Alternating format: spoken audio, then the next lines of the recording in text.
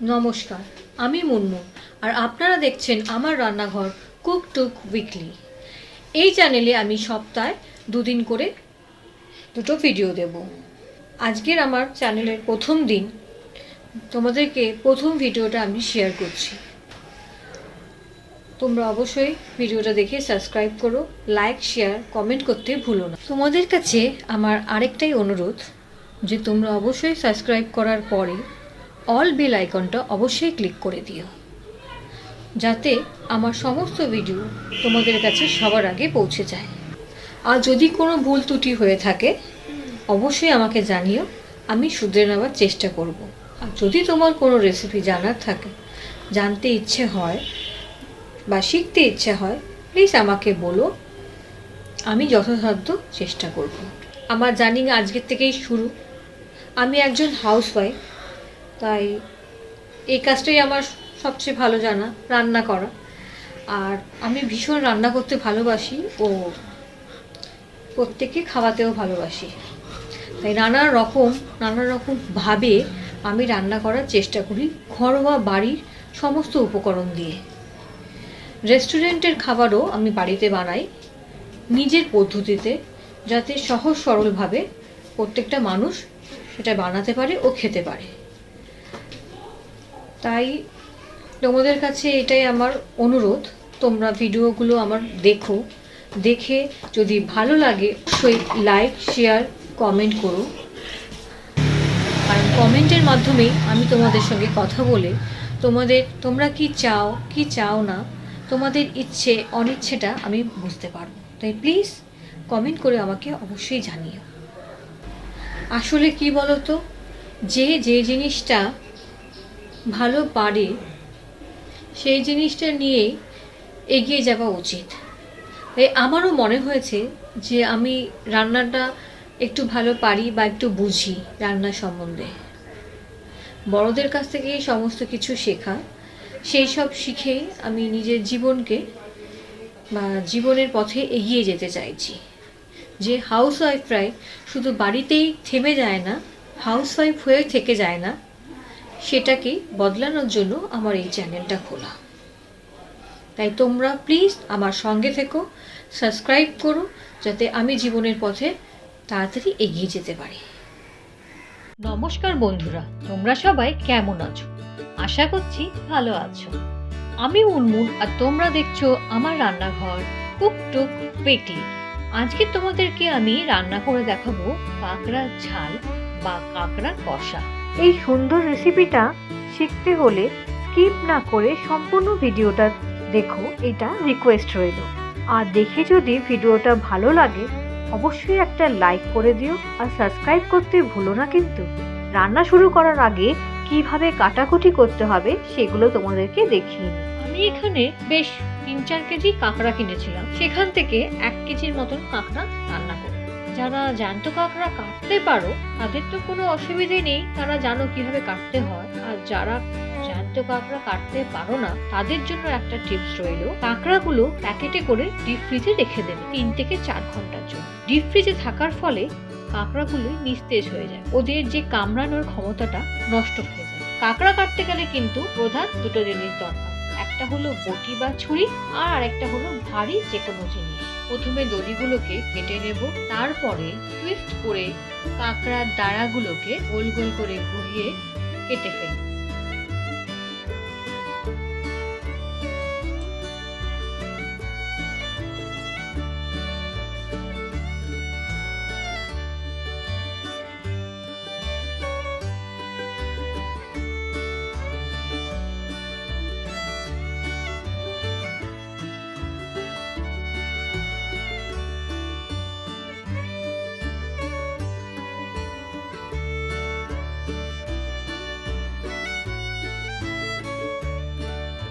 তারপরে একটা ভারী কোনো কিছু দিয়ে মাথার দিকে হালকা করে একটু চাপ দিতে হবে। খুব জোরে দিলে কিন্তু গোল অংশটা ভেঙে যেতে পারে।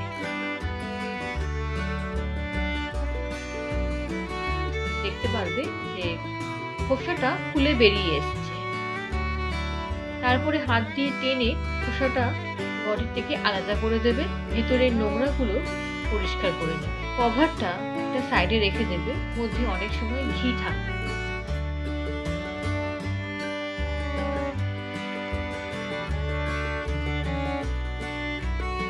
আমার যেহেতু সব কাঁকড়াগুলো মেয়ে কাঁকড়া, তাই প্রচুর পরিমাণে ঘি ছিল। ছেলে কাঁকড়া হলে ঘিটা পাওয়া যায় না। একে একে করে সব কেটে নেব।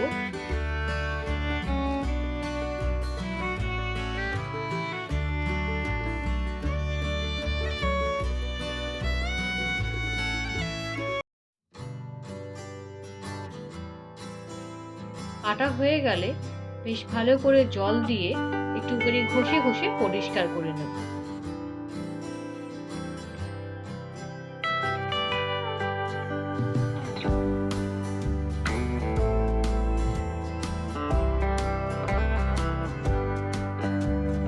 তাহলে সমস্ত কাঁকড়া কাটা হয়ে গেছে, ধোয়াও হয়ে গেছে।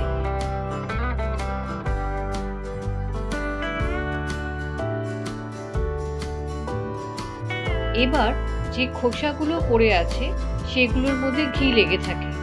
আগে পরিষ্কার করে জল দিয়ে ধুয়ে নেব, তারপরে আমি যেভাবে দেখাচ্ছি দেখো সেইভাবে তোমরা ঘিটাকে বের করে নিও।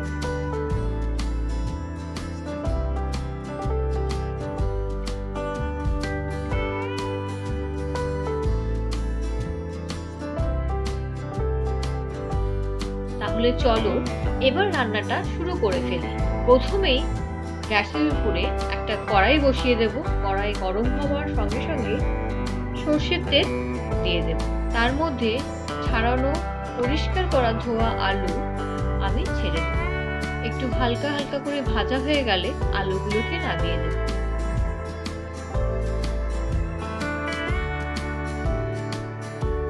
সেই তেলের মধ্যেই আমি কাঁকড়ার যে হাত পা গুলো আছে সেগুলো ছেড়ে দেব।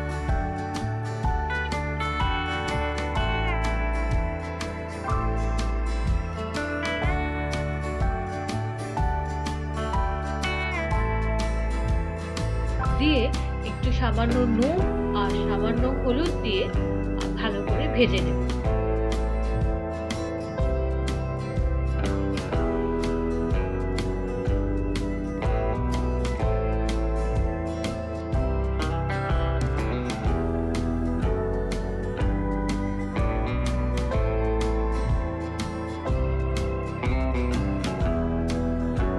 ভেজে তুলে নেব।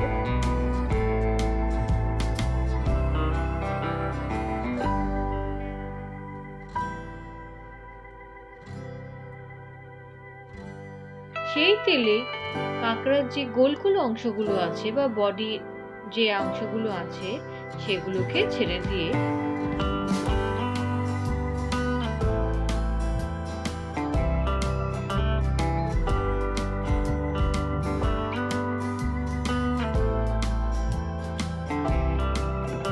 নুন হলুদ দিয়ে একই রকম ভাবে ভেজে নেব।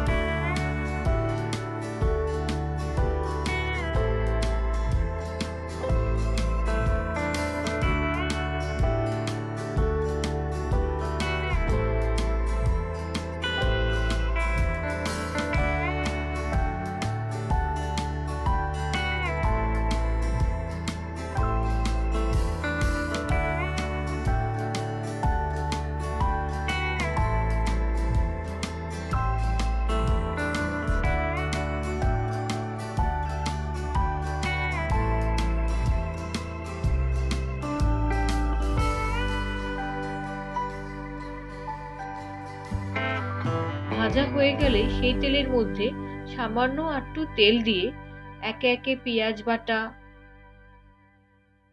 রসুন বাটা, আদা বাটা দিয়ে ভালো করে কষাতে থাকবো। কুচনো কিছু কাঁচা লঙ্কা আমি দিয়ে দেব।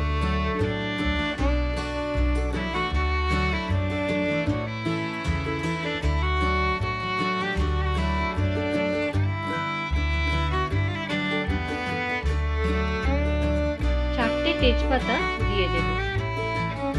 তারপরে কুচনো টমেটো দেওয়ার পরে আমি সামান্য নুন দিয়ে দিই। নুন দেওয়ার পর 5-7 মিনিট ঢাকা দিয়ে রেখে দেব। এই 5-7 মিনিট ঢাকা দিয়ে রাখার জন্য টমেটোগুলো সুন্দরভাবে গলে যাবে আর ঝোলটাও দেখতে খুবই সুন্দর লাগবে।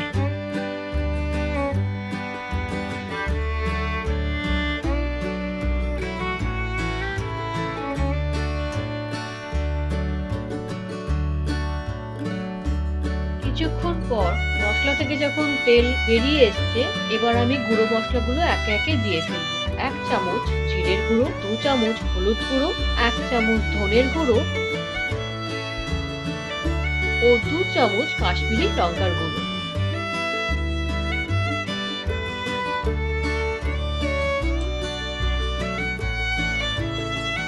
সামান্য জল দিয়ে ঢাকা দিয়ে ফুটতে দেব।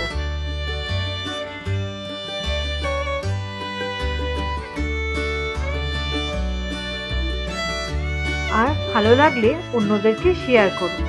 আর যদি নতুন বন্ধু হয়ে থাকো তবে সাবস্ক্রাইব বাটনটা অবশ্যই অন করে দিও, অল বেল আইকনটা ক্লিক করে দিও, কারণ আমি চাই আমার নতুন বন্ধুরা যারা এই ভিডিওগুলো দেখছো তাদের কাছে আমার প্রত্যেকটা ভিডিও যেন পৌঁছে যায়। আর ভালো লাগলে কমেন্ট করে জানিও। আর নতুন কোনো রেসিপি জানতে হলে অবশ্যই কমেন্ট করে আমাকে জানিও। আমি যথাসাধ্য চেষ্টা করব তোমাদেরকে দেখানো। মশলা যখন ভালো করে কষানো হয়ে যাবে, দেখবে মশলা থেকে তেল বেরিয়ে আসছে। সেই সময় 1 চামচ গোলমরিচের গুঁড়ো দিয়ে দেব। গুঁড়ো দেওয়া হয়ে যাবার পরে একটু নাড়াচাড়া করে কাঁকড়ার যে হাত পাগুলো আছে সেগুলো আগে দিয়ে ভালো করে কষাতে থাকবো। তার সঙ্গে আলু যে ভেজে রেখেছিলাম সেই আলুগুলোও দিয়ে দেব। দিয়ে ভালো করে কষাতে থাকবো 5-7 মিনিটের জন্য। আলু, কাঁকড়া ও মশলাটা ভালো করে কষিয়ে নিতে হবে। কষানো হয়ে যাবার পরে নুন আর ঝালটা একবার দেখে নিতে হবে। আর এই সময় ঝালটা, নুনটা চেক করা খুবই দরকার। তারপরে যে পরিমাণে ঝোল খাবে সেই অনুযায়ী জল দিতে হবে।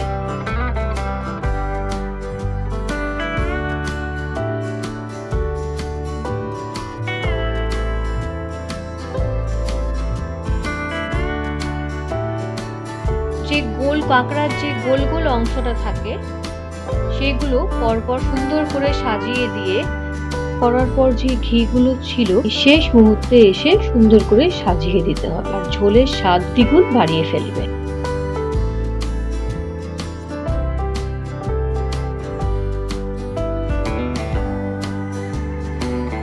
ঢাকা দিয়ে 5-10 মিনিটের জন্য রেখে দেব।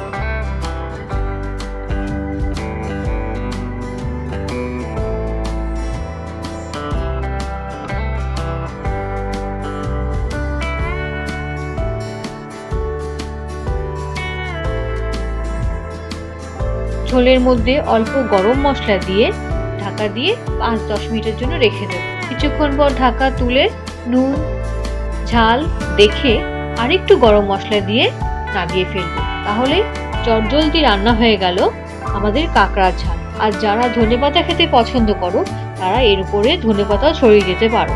যেহেতু আমরা ধনেপাতা কাঁকড়ায় পছন্দ করি না তাই দিলাম না, তোমরা চাইলেই দিতে পারো। তাহলে এই ছিল আজ আমার কাঁকড়ার ঝাল বা কাঁকড়া কষা রেসিপি।